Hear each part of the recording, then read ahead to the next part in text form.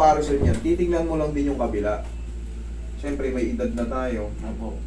Ayun, nagbiyak. Pero ito, maganda yung pagkabiyak niya. Kumbaga, gagaling pa to. Kaso, ang metabolism ng medyo may edad na, ang metabolism ng medyo may edad na, ang tagal, ang bagal. Kaya yung paghilom, mabagal din. Ayun, basag. Basag oh. Nasemplang sila sa motor eh. Basag yan. Pero ito po kasing itong... May tutulis yan dyan. Ito Hindi po. yan dislocate. Ayun, nakatu. Basag po. Kaya gusto ko po kayong makita. Tayo yung ginawa nyo, nagagawa nyo ng... Hindi, ang gagawin natin yan dyan, ang gagawin natin yan, babandage ko lang yan dito. Hintayin natin muna lumampas yung 6 months. Kung ayaw nyo yung pa-opera kasi yan, for operation yan. Ngayon, 6 months yan, full recover na yan. 3 to 6 months kasi, pagka medyo bata-bata pa, kahit 3 months lang, full heal na yan, kahit basag yung mga proximal bone. Yung sa inyo kasi, syempre, senior citizen na tayo, medyo mas dodoble natin yung waiting yan. Minsan nga hindi na talaga gumagaling eh. Pero yan, mag-take lang kayo ng mga vitamins sa buto. Oo. Pero ito po. Pagka, Pa-operahan talaga. basag eh, o-operahan talaga. Pero yung nakikita ko naman na hindi ganun talagang humiwalay. Kaya pwedeng paghilumin na lang. Lalagyan natin ng bandage. Lalagyan natin ng... Ako na yung x-ray nito kanina. Ngayon, pinahintay natin siya kasi nga, i-explain ko sa kanya, sabog yung ano niya eh.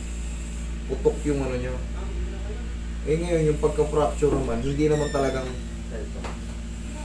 kasama kayo?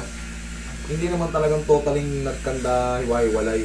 So, pwedeng pagalingin. Ang problema lang talaga, sa mga ganitong may edad, medyo mabagal na yung metabolism, matagal gumaling. Okay? Gets nyo?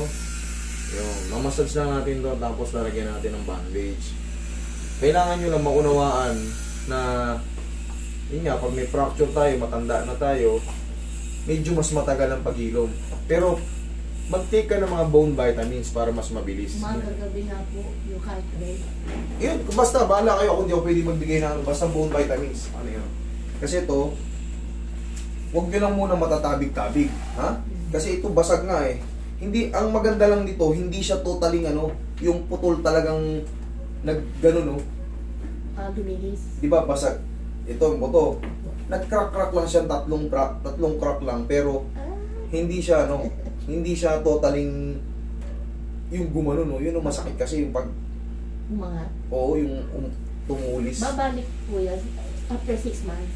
Oo, ano lang to. Titigas to. Ayaw niya, ano eh, pa-opera. Huwag na. Kung ngayon niyo pa-opera, choices niyo yun eh. Opo. Choices niyo yun. Magtsatsaga siya maghintay. Hindi, ako, hindi ko kayo tinatakot. Parehok mo. Ito, bali ito. Pinakita ko na yung x-ray. Kanina, meron. Ngayon, lalagyan natin ito ng bandage. Tanggal-tanggalin nyo lang to pag maliligo Hindi ako kayo. maglalagay. Ako tagalagay. Tanong mo. Ikaw din, bukas wala ako. Ganyan na. Kasi master, nakita ko yung mga ginawa mo ganito. Halos pabantay na eh. Lahat ng ginamot nyo. Yung mga pupunta rito. Yan. Kaya pinilit kong makapunta rito. Kahit ang beses na ako. Okay. Yan. Ang mahalaga, nasusuportahan lang siya. Yan. Okay. Oh. Hayaan nyo lang muna maghilom. Medyo, sabi ko ha, kailangan lang kasi nyo ng magandang explanation eh. Kaya lang medyo tumatagal. Ito, bago pa naman eh. 6 months talaga, full recover. Minsan mas mabagal pa pagka mababa na tayo. Siyempre, depende sa edad. Pero kung bata ito, Madali. teens, puta, baka wala pa isang buwan, nasa ano na kagad yan, nasa court. Pero pagka ganito, siyempre gapok na, weak na yung pag, ano, asahan na natin 6 months. Kailangan lang yan, pwede mo nyo namang galaw-galawin yan. Kita nyo naman bagong-bago pa, yung pasa ay halos magpipade pa lang. Ibig sabihin yung traumang inabot niya dyan, nabangga kasi. Pwede ko yung master nito. Tukod yung ano eh. Opo. Hanggat maaari, kaya ako nilagyan ng bandage para maprotektahan muna yung... Kasi may fracture eh. Ayaw nyo naman talaga ipa-opera. Ganun lang muna, hayaan nyo na. Pag tumagal na 6 months, kung talagang hindi maangat dahil sa traumang inabot nyo, let me.